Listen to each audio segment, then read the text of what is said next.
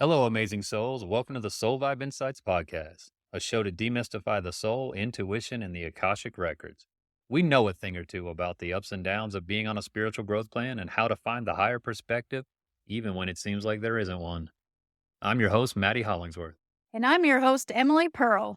We've been professional intuitives and energy healers for over 20 years now. We believe each of us are on a unique path of growth and learning, and our intuition is meant to be our guide. The problem is, most of us have never learned how to use it.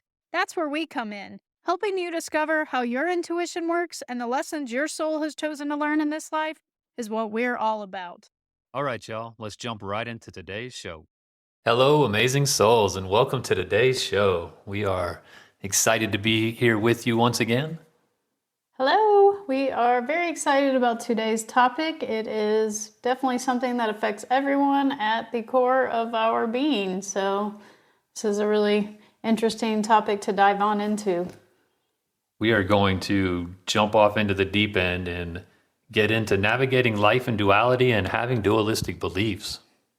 This is a bit of not an extension, but last week's show we talked about relationship beliefs that could be ruining your life. We got into dualistic beliefs there and how they show up in relationships.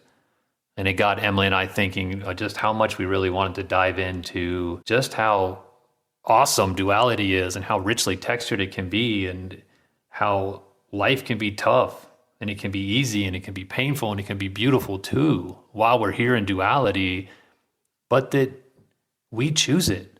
Our souls know what they're getting into before we come.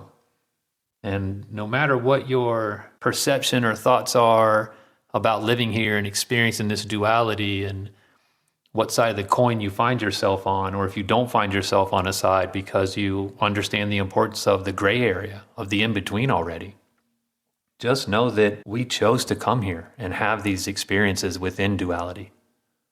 That duality is here for us to find our beingness within it all, that unique vibe that we are.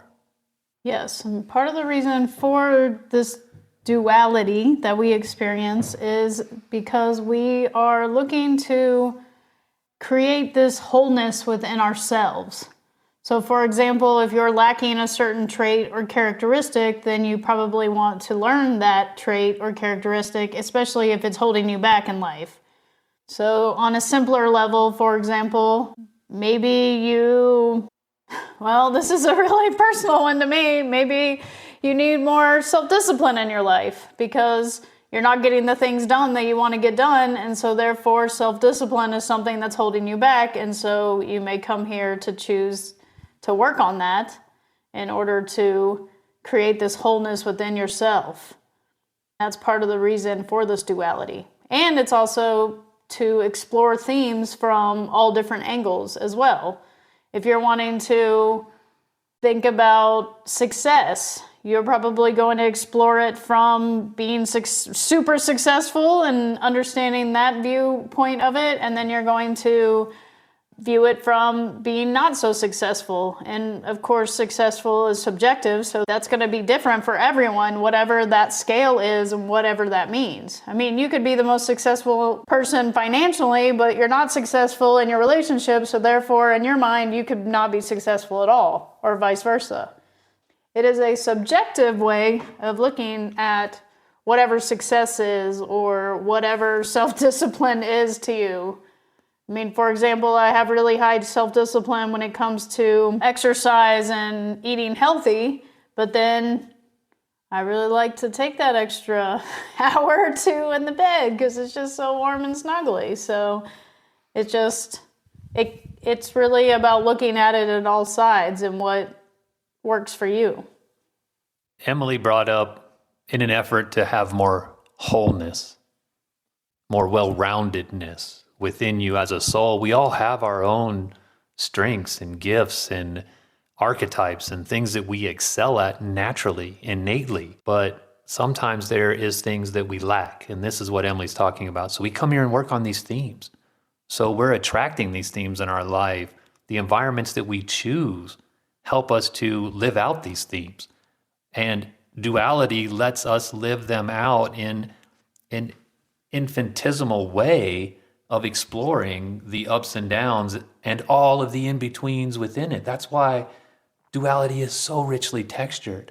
And it can be this amazing tool if you're willing to look at life in duality as a tool for our growth and for our learning. Yeah, and it's really this experiential knowledge is how we learn and grow. It is through experiencing something and taking on that knowledge that it turns into wisdom. Because you don't become wise by not experiencing anything. You only become wise by having those experiences. And I mean, I'm sure you can relate to this. If you're wanting to learn something from someone, you're not going to go to someone that has never had that experience or has no idea what you're talking about. You want to go to someone who has lived it, been through it, suffered through it, or maybe not suffered through it, but at least came through it on the other side, and they have that wisdom. And I mean, a lot of times it does come with some hard lessons as well. I mean, you can't really become wise without the hard lessons. That's typically part of being here in Earth's duality, is in order to have the experiential knowledge gained and to truly know something, you've lived the ups and downs. And sometimes these themes, these life lessons that we work on, it can take anywhere from 5 to 15 lifetimes. Think about that. Think about how much you've experienced already in your life, just this life. And then think about multiplying by the 5 or 15 times worth of experience to fully embrace the experiential knowledge needed to own that theme, that self-discipline within, that success within. And in our work in the Akashic Records, when we do our soul journey readings, I mean, we check on 91 different themes at this point. Yeah, and growing. Yeah, and that's just the ones that we know of. At any point, we could discover more, or our mentor could, and we could be sharing things back and forth with them, whoever makes the discovery, and we start to share it with clients and get their resonation and feedback. Yes, this is resonating with me. And then we know that we're on to something new as well. So that's one of the cool things with that part of our work is you kind of already have a base of knowledge, but you could at any point make a new discovery because each soul is new and to us and unique in their own right. So it's not like just reading a blueprint and like, oh yeah, you're going to fit into these boxes right here that we already know about. Every soul's like, whatever, check this out. Look how I did this. My box is over here. Yeah, I got a foot in this one and a foot in this one and a hand in this. Yeah, see, I'm playing Twister with all these boxes around here.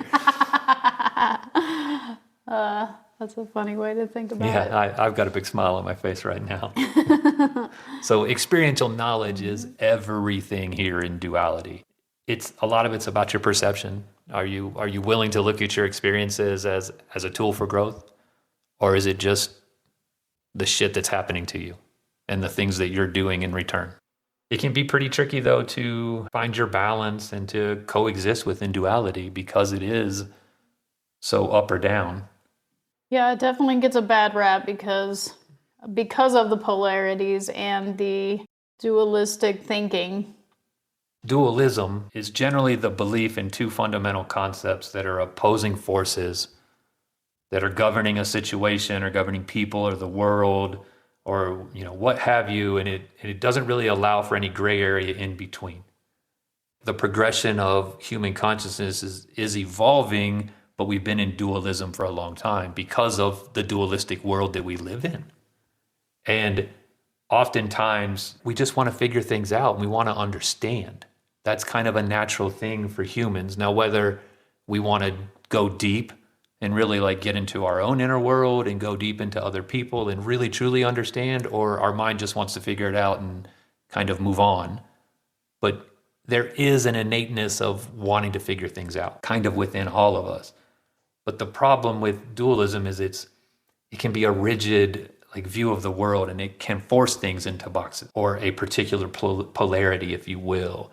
Once the brain kind of gets something labeled, well, that's it. I figured that out. I can move on to something else.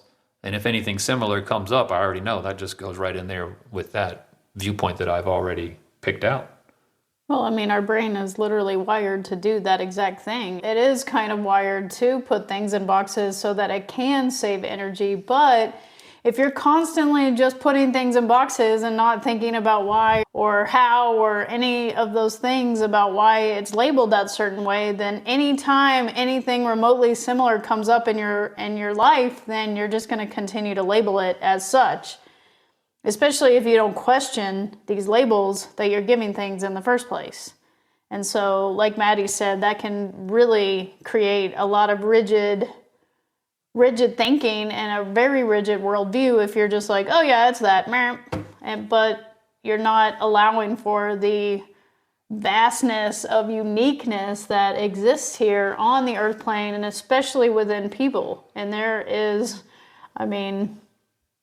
so much variation in the uniqueness. It's pretty much just incredible. Yeah, dualism is either this or that. That's the rigid view of it. And there's not a lot of allowing for gray area. And it's one thing to kind of work your way through this and be like, oh, this is that, and that's this. Okay, I understand. But if you never go back to see if that first assumption you made is really, truly correct for you, or really, truly how it is, or go back and say, hey, I thought this was this, but there's gray areas. So what's really happening here? If you never want to further understand, then you're going to be stuck in this very, this is this, that is that, only that way, move forward, everything's separate, we are not together. And we're going to give some examples and you'll be like, oh yeah, I've heard that, I've heard this. In the end, dualism and dualism thinking, it creates a lot of separation. And there's not much room for us to share in this world together because there's too many labels being thrown around. And it's tough to grow together if we're thinking this way. This is the consciousness that we're kind of evolving out of. And we're starting to see more unity, more connectedness, more we're here to grow together, seeing ourselves in a symbiotic relationship with our planet. Sure hope we are. I know that there are more and more people thinking this way, and I sure hope that more and more and more of us do. Well, what I feel like is really happening is that there's more allowance for individuality and the uniqueness on the planet. Absolutely. I feel like that's like a big shift that's happening right now. There's a lot of people that are like, wait a minute, I don't want to fit into that box anymore. Or I don't want to make this other person's dream come true. I have the ability to make my own dream come true. And so that is stepping more into your uniqueness and your individuality. And I think there's a lot more allowance for that. I think that's part of what the internet has done, is it's allowed a platform for this individuality and this uniqueness to really come through and shine. And I think it's really exciting. I know, a lot of older ways of thinking is like, what? No, you're supposed to work at that factory till you die, and that's the life you're supposed to live. It's the way we've always done it. Exactly, that's the way we've always done it, so therefore we should keep doing it that way. Well, I got news for you. The way we've always done it isn't working, so we have to find these new ways of doing things. But I digress, because that's something I feel very passionate about, is that I really would love to see everyone in the world stepping up, doing their passions, like really stepping into their personal power. Like, how much happier and just what a much better world it would be to live in if everyone was like following their passions and being uniquely them. And on that note, we are so complex. Each one of us are super complex, and dualism it's of the simplistic mind. It's where we were. It's where mass consciousness was. But now we can take our individual complexity, and like Emily said, we have the internet. It's not that you're an individual standing more out in your community or your village, and you might affect a couple people around there. Now we have the opportunity to see all of this uniqueness all around the world and be affected by it, to share in it, to realize more and more and more that I'm not the only one that thinks differently. I'm not the only one that tried to fit in that box and it didn't work for me, and I need another solution. And whoa, there's a solution in a neighboring state or a neighboring country or halfway around the world. look at how they're doing things. That looks awesome. That feels good. I want to try that now. That's some of the richly textured beauty of this dualistic world we live in, and how much is going on and how much uniqueness is within the gray area that we can experience. Okay, so let's give some common examples of dualistic beliefs and just dualistic thinking in general. Let's start with the dualism, like the thinking in general, then kind of where we've come from, where we are, and then we'll jump into the progression of the beliefs and stuff. Okay. So good versus evil. Right and wrong. Positive and negative. Healthy or toxic. Success is the only thing that matters, and everything else is failure. If you ain't first, you're last. Men are strong, women are emotional. Spirituality is completely different from the material world. You're either with me or you're against me. Your passions and a job are different. You can't have both together. Now, in those examples, did you feel any room to fit in between there? There's not much when it comes to dualism. You're either this or you're that. There's not much room for anything else. And somebody might think that thinking is right for them. I'm good, so therefore that's evil or something, but it doesn't leave much room for anything else. And in duality, both are usually true. Both sexes are strong. Both sexes are emotional. It's part of life here. One sex doesn't get to own one thing or the other. Yeah. We as humans are evolving past this. There are plenty enough of us that are awakening to see through the limitingness that comes with strict dualism thinking and where we've come from as a mass consciousness. There is so much learning in the gray area in between this rigid dualism thinking. Let's jump into some examples that we can learn through experiencing duality and not being stuck in this rigid box of either this or that. Well, I just want to say one thing. Like, the beauty of this gray area, it doesn't sound beautiful because it's gray, but the beauty of the gray area is realizing that one person can be healthy and toxic. One person has positive and negative attributes, but it doesn't make them one or the other. We are all of it.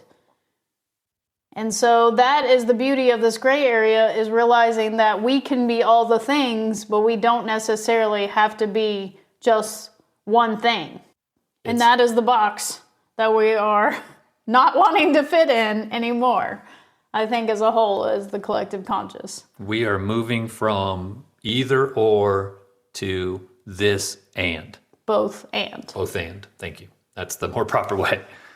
I totally agree. Thank you for bringing that up. So I just wanted to say that, like, the gray area is also about realizing that divinity isn't just good. Divinity includes all the things as well. Everything's divinity if we want to jump down that rabbit hole. Yeah. Divinity makes room. Unconditional love makes room for everything.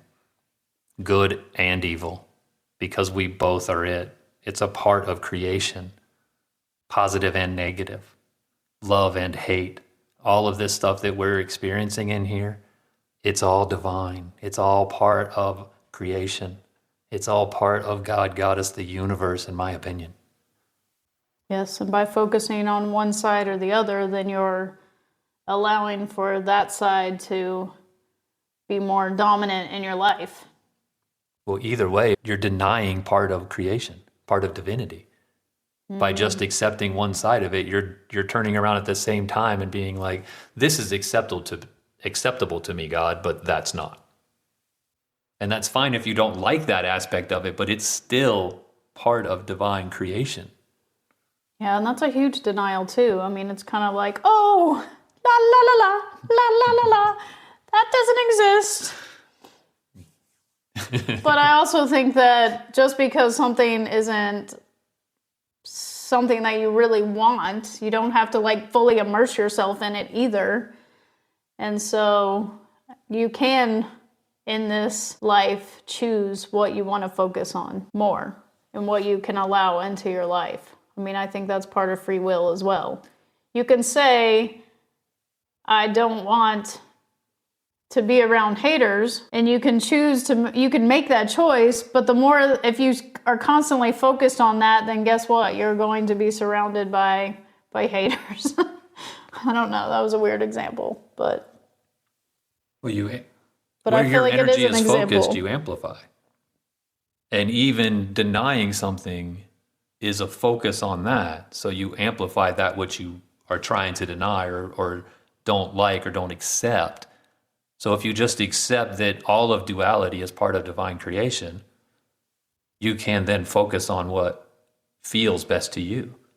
You can focus on your desires and how you fit in that if you're willing to accept that it's all here for our growth.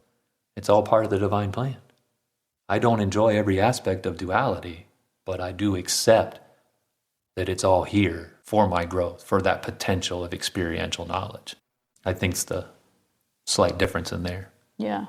And I think that's a good segue to the examples of why we even have duality in the first place and what you can actually learn from duality. So one is you can appreciate the warmth of the sun because you know the chill in the night is coming. You can appreciate when spring breaks because you've experienced a bleak, long winter. You can appreciate love more because you've experienced hate. I like this one a lot. Appreciating the kindness of a stranger after experiencing the betrayal of a friend. Yeah. Just think how much harder that would hit after experiencing betrayal. Like someone could be kind to you without that, and you're just like, oh, thanks, and you could be grateful for it, but after that, it could be so much more meaningful to you. Almost like the universe is like trying to send a message through a stranger? Yeah. Through a random act of kindness? Yeah. Yeah. Totally. If you've had like a series of relationships where you had zero communication, then being in a relationship where you can communicate openly and feel very heard and understood with a partner, you can appreciate that more. Appreciating having trust in your partnership because you know what it's like to have been cheated on or betrayed or lied to inside a partnership. Whatever that relationship is, love, friendship, family. But when you have that trust, you can appreciate it more if you've experienced the other side of not having it. You can appreciating peace because there's also war in this world. These are some of the harsh differences in the reality of duality, but that age-old saying, how can you appreciate something if you don't know its opposite, holds very true in this. Really appreciating the peaceful times because you know that somewhere in the world there might be war. And this is kind of on the same note, but appreciating the mundaneness of life because you've had an extended period of chaos where it seems like one thing after another keeps happening and you're just exhausted and fried from it. And you're like, oh my gosh, finally, I've had all this time in this space where nothing's happening. I can just do my thing and there's not a lot of chaos happening. Yeah, that was one, took me a while to learn, to just be content and peaceful within the mundaneness of life as I came out of chaos and chaotic events. I mean, my early childhood and up through my 20s were pretty chaotic, and I mean, I know a lot of us create some chaos running through, especially our teens and 20s. But definitely settling more into my 30s and realizing, oh, I kind of like having a groove. I kind of like mundane's not such a bad word to me anymore. There is peacefulness within it. That's beautiful. Thanks. So learning to find your unique balance and coexisting within duality is tricky. It just can be. And it's going to be different for everyone, that balance. Yeah, somebody might be able to tell you about theirs and it helps you with yours, but we are all unique and our balance point is usually unique, even if it is similar to someone else's.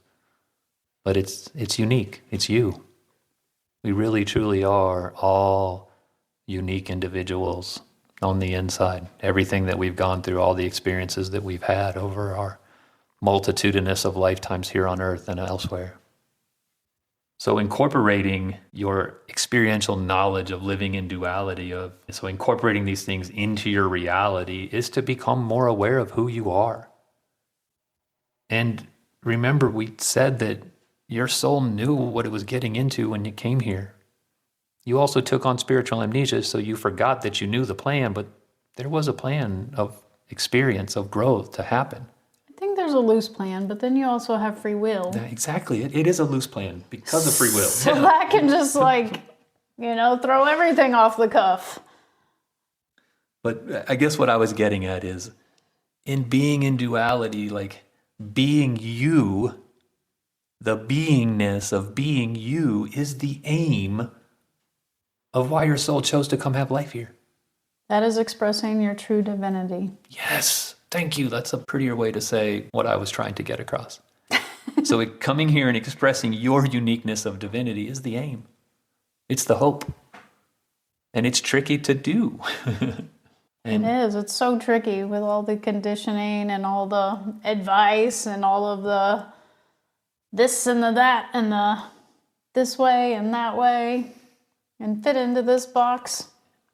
It's like this and like that and like this and I was totally thinking it too. So you take all this duality and you're trying to find your unique expression of divinity with this balance point within it.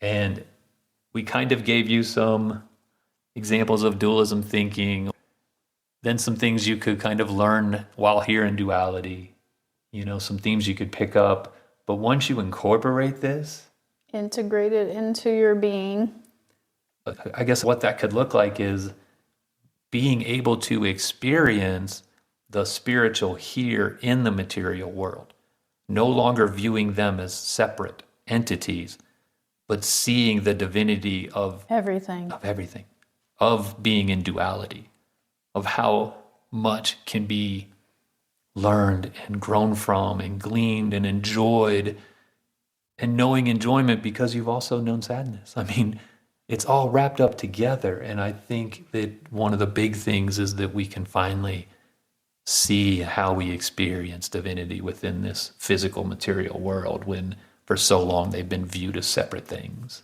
Well, and I think it's easier when you're watching this epic sunset or looking at a rainbow. It's easy to see the divinity in that. But can you look in the mirror and see the divinity within yourself? Can you feel the divinity in your unique traits and your characteristics when you're doing your thing and really in it, expressing your gifts to the world? Can you see the divinity in your challenges or those that are challenging you? Ooh, that's a good one. So let's talk about dualistic beliefs versus limited beliefs. In this episode so far, we've talked a lot about dualism, and we've talked about the differences in this rigid way of thinking and how dualism can affect your life.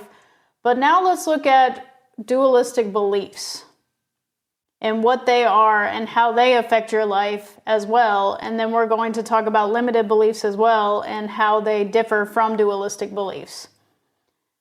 So dualistic beliefs can be or are limiting in nature, but they oppose a desire that you have, and they put the power in the hands of something outside of yourself. And we will be giving some examples of each of these. Whereas limiting beliefs are the limitations you put on yourself that aren't true or are an illusion. And another way of thinking about this is dualistic beliefs are limited beliefs living by proxy of something else. Ooh, I like that. So here are some examples of some dualistic beliefs, and some of these are very common, and some of these we see very often in our work and with working with clients and just in our family and friends in general. So one could be, I want a really deep love connection with someone. And then the other side of that is you also hold a belief that people end up always abandoning me.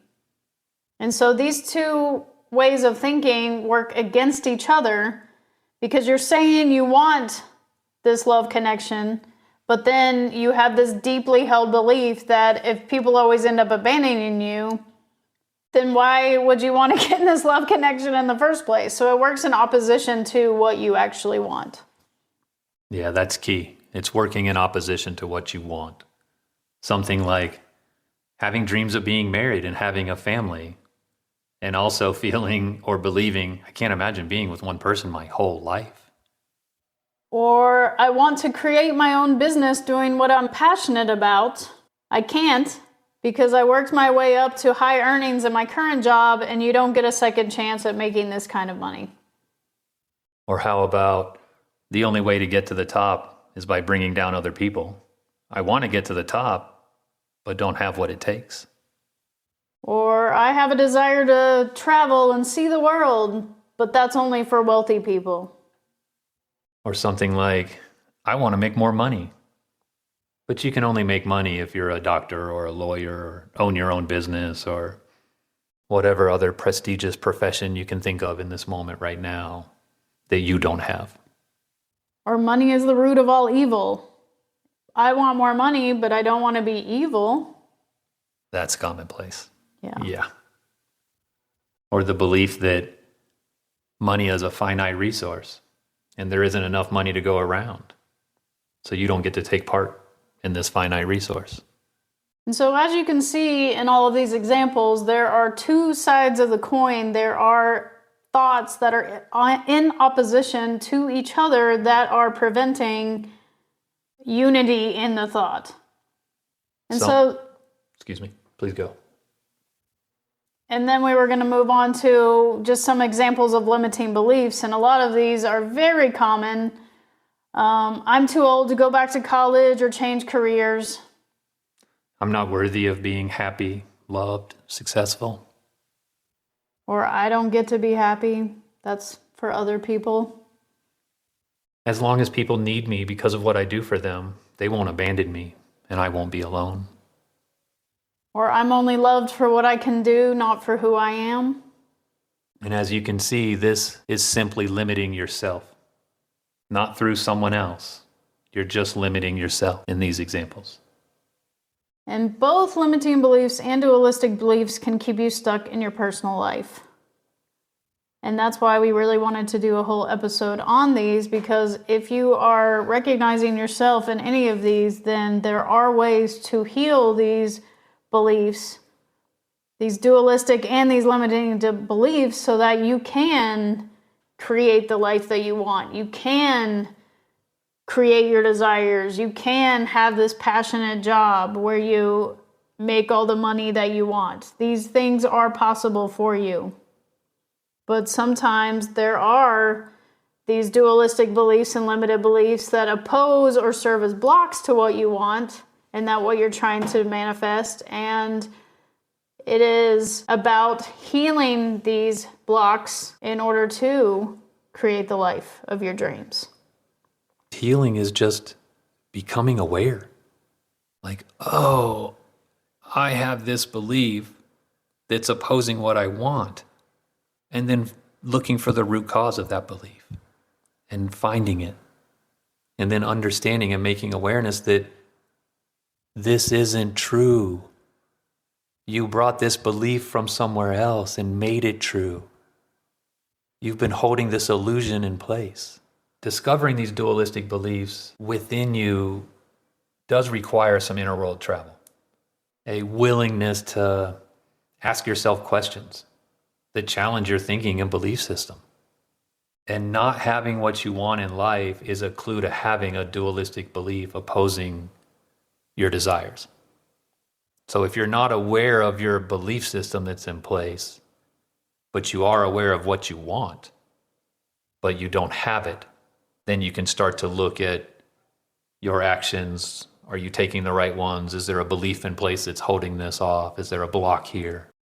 And a lot of times sometimes these can be conscious beliefs, oftentimes they are either unconscious beliefs or just things that you just took on unquestioningly from a parent or a caregiver growing up. And this is especially true when it comes to your beliefs about relationships, your beliefs about money, your beliefs about the way the world is, and religion.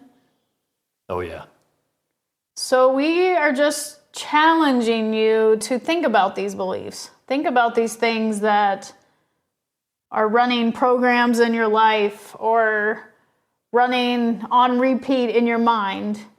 And so that's all we're simply saying is just become aware of these things. Because like Maddie said, if there are things in your life that are not coming into fruition, things that you desire, things that you want to manifest, then that is a humongous clue that you do have some dualistic beliefs or limiting beliefs that are running programs unconsciously within your brain.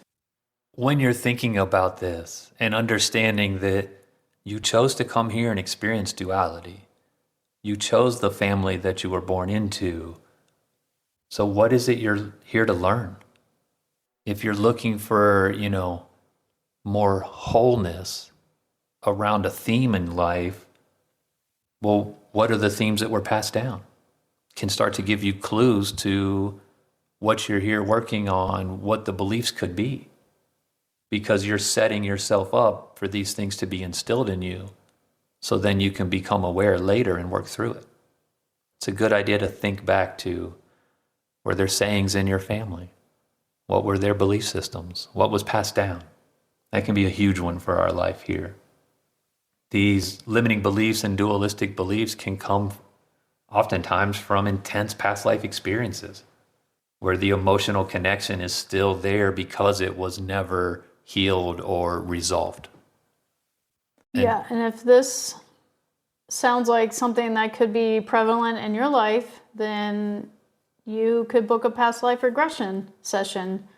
And these are extremely healing sessions where we can help guide you to this root cause and guide you to these answers. And if that resonates with you, then I'll have a link in the description for you to follow. We're accepting bookings through the month of December. And I'll put this out there, like my most recent client came seeking the root cause for their lack of connection with their spirit guides, with others, and having a life partner. The past life we visited, it revealed that early on their father died at an early age for them. And then as they grew older, we got to experience this intense, deep, loving relationship that they had. But unfortunately, it was tragically taken from them out of their control way too early because of an accident at work. And they took on the belief that love always abandons them. And they carried this belief over into this lifetime. So they came wanting answers around this theme in their life. And then we got to visit a past life that showed them the root cause for this. And then at the end, we went and met with their spirit guide. And of course, I'm going to bring it up. What was the connection we were looking for here? Why did we see this life? And the spirit guide's answer was to show the root cause for this. And that this moment was never meant to be taken and held onto and made as the truth for them. It's just when we're here experiencing duality, it was just a moment that hurt deeply. And that's how they were able to deal with it. They found ways to have enjoyment and love through other areas in their life, but not in a loving partnership way. But now they're aware of this and they get to heal this root cause through their awareness, through understanding that this is not the truth for them. This is just a belief that they brought over. Yeah, and it's through that healing and that integration of that new awareness is what helps really transform your life. Because anytime you start to maybe go back into that faulty way of thinking, you think, oh wait, I know the root of this. I know where this came from, and that is not true. Exactly. And the more you start to tell yourself that that's not true, that is not true in your life now, that is no longer true, then you can help really shift and transform your entire life and to have more emotional connection in the here and now with this specific example. Wonderfully put. You can see the lie taking place inside your own self, right? Yeah, and then you become the observer of it. Exactly. And by becoming the observer of it, it like kind of takes the power away from it because you're no longer like in it. And it's not playing out through you any longer. You're like, wait a minute, I see what's happening now. You become empowered. Yeah. Definitely. We brought up something in our last episode talking about relationship beliefs and how some people are just assholes. Things just happen and people do things, and that their actions say way more about them and very little about you. And that is so true. We talked about how we can take other people's actions and make them mean something about us. But they really don't say much about us. It's really about them. But the little that they do say about us is more about our willingness to explore our inner world to get to the root cause. And I feel like when we're doing this, when we're looking for what's the nugget in that experience that we've had, even when somebody's lashing out or acting out against us. This is why, for me personally, being able to access the Akashic Records and having an energy clearing practice comes in so handy. Because there are times in life that beliefs come from the things we see or the way other people do stuff. And so it's this unintended influencing energy of others. So being able to clear your energy away and get more to the core of where you're at in any moment is huge. It's why the first course that we made, Embarking on a Sacred Voyage, Navigating Spiritual Protection with a Divine Co-Pilot, was created, was to teach the basic foundations for what Emily and I use every time we access the Akashic Records or any time that we clear our energy, calling in a Divine Co-Pilot and using that unlimited energy of our ascended masters, archangels, higher beings like that to help us. And then being able to access the Akashic Records allows us to go in, and we're here as humans and we have this perception filter, if you will. We view our life through our perceptions and through our beliefs. I'm super lucky to have Emily in my life. We go deep together and she's kind of my accountability buddy. She can call me on my shit. She helps me see things more clearly. But when we're working alone, we have our belief system, our perceptions in the way when we're doing this inner world travel, when we're trying to get to these root causes. But accessing the records is accessing the truth of a situation or an event that's taken place. And we can kind of put down this lens or this filter of perceptions and beliefs and get to the truth of root causes, I think, much easier with our guides in the records. Absolutely. So it's really powerful working in the Akashic Records and working with your spirit guides. These are the guides that have known you your entire existence. And so they have a very strong idea of what it is that you are wanting to achieve on a soul level. Your own intuition and gut instinct will probably be helping you out with this one too. But the Akashic Records contain the truth of what happened, as well as the perspectives of the parties involved. Whereas we can only come from our perspective or our conditioning as a human being. And that can be really tricky when we're working with our own intuition and developing that and trusting in that, is that we're also working through our own filters. So accessing the Akashic Records can really help, in my opinion, boost big time the trust factor and get right to the truth of things. If you have any interest in taking charge of your energetic well-being, I'll make sure there's a link to our Introduction to Spiritual Protection course in the description as well. And if you enjoyed this show, make sure to pass it along to a friend. We sure love sharing our knowledge and our experiences and deep diving into subjects that matter to us and that matter to everyone, we think. I thought this was a fun exploration of navigating duality and dualistic beliefs and examples of what they could look like. Thanks everyone so much for joining us. We really enjoyed talking about this topic, and if this is something that resonates with you, just know that you are not alone, that we all have dualistic thinking and limited beliefs, and it's about becoming aware of them and do this inner work and inner exploration so that we can really heal these and be on the receiving end of the life of our dreams. So know that when you're looking for your unique balance point, so are we all. Thank you for joining us today. Yeah, thanks so much for listening. We'll catch you next week.